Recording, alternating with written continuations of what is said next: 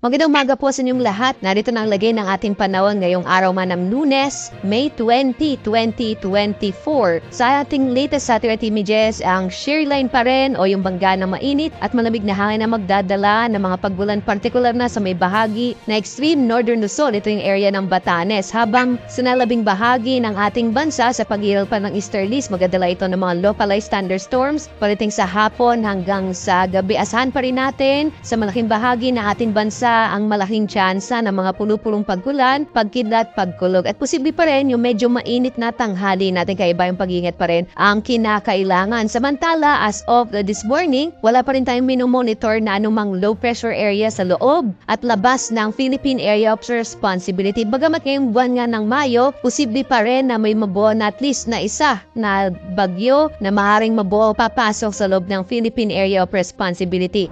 Samantala dito nga sa Luzon ay naasahan natin ang malaking tsansa ng mga pagbulan sa may bahagi ng Batanes, dulot yan ng shear line. Habang sinalabing bahagi ng Luzon, asahan pa rin natin na medyo mainit at tanghali habang lumalaki yung tsansa or mas malaking tsansa ng mga isolated o pulupulong pagbulan, pagkilat, pagkulog, mga localized thunderstorms lalo na sa hapon hanggang sa gabi. Madalas po natin mamamonitor yan dito sa may western section ng Luzon, lalo na papunta na tayo sa panahon ng tag-ulan. Nung basihan natin na pagdeklara ng tag-ulan ay yung mga pagbulang mamomonitor dito sa may western section ng Luzon kasama din yung western section ng Visayas. Posible pa rin yung medyo mainit na tanghali, agwat nga ng temperatura natin sa Lawag, nasa 26 to 33 degrees Celsius. Sa bahagi ng Baguio, 17 to 23 degrees Celsius. Dito sa Tacloban ay nasa 24 to 33 degrees Celsius. Sa bahagi naman ng Kamaynilaan, 25 to 34 degrees Celsius. Sa Tagaytay, nasa 23 to 32 degrees Celsius. Habang sa Legazpi, nasa 28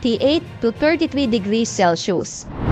Dumako tayo sa Palawan, Visayas at Mindanao. Dito sa bahagi ng Palawan, asahan pa rin natin ang mga isolated rain showers and thunderstorms at yun din na mararanasan sa pamambahagi ng Kabisayaan. At dito nga sa Kalayaan Islands, agwat ang temperatura natin 27 to 34 degrees Celsius. Sa Puerto Princesa, 26 to 34 degrees Celsius. Sa bahagi naman ng Visayas, sa Iloilo, nasa 27 to 34 degrees Celsius. Sa Cebu naman, 20 to 33 degrees Celsius. Habang sa Tacloban, nasa 28 to 33 degrees Celsius. Malaking bahagi din ng Mindanao ay maaaring makaranas ng mga pulupulong pagbulan, pagkilat, pagkulog habang mainit at tanghali pa rin ang mararanasan ng malaking bahagi ng Mindanao. Agwat ang temperatura sa Zamboanga 26 to 34 degrees Celsius habang sa Cagayan de Oro naman nasa 26 to 33 degrees Celsius at dito sa may Davao area nasa 27 to 34 degrees Celsius.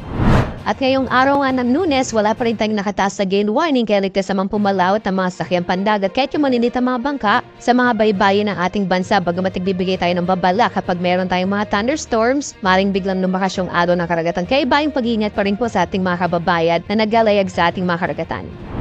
At narito naman tinasa ang panahon sa mga susunod na araw dito sa may bahagi ng Luzon, partikular na sa mga lungsod ng Metro Manila, Baguio at Legazpi. Asahan pa rin natin ang mga isolated o pulupulong pagbulan, pagkilat, pagkulog, dulot ang mga localized thunderstorms. Ito ay maaaring may dalang lakas na mula katamtam hanggang sa huminsan nga ay malalakas. Bagamat tumatagal ito na hanggang 1 hanggang 2 oras lamang. In the next 3 days, agwat ang temperatura sa Kamaynilaan nasa 26 to 35 degrees Celsius. Sa Baguio naman 17 to 24 degrees Celsius, habang sa Legazpi City sa may bahagi ng Bicol area nasa 27 to 33 degrees Celsius. Dito naman sa Kabisayaan, asahan din natin yung mga pulupulong pagkulan, pagkidat, pagkulog. Agwat ang temperatura sa Metro Cebu nasa 27 to 32 degrees Celsius. Sa Iloilo City naman nasa 27 to 34 degrees Celsius, habang sa Tacloban City nasa 26 to 33 degrees Celsius. At pagdating dito sa may bahagi ng Mindanao, partikular na sa mga lungsod ng Davao, Cagayan de Oro at Zamboanga City, asahan din natin yung mga pulupulong pagkulan, pagkilat, pagkulog at agwat ang temperatura in the next 3 days sa Davao, nasa 26 to 34 degrees Celsius. Sa Cagayan de Oro City naman, nasa 25 to 33 degrees Celsius, habang sa Zamboanga City, nasa 25 to 34 degrees Celsius.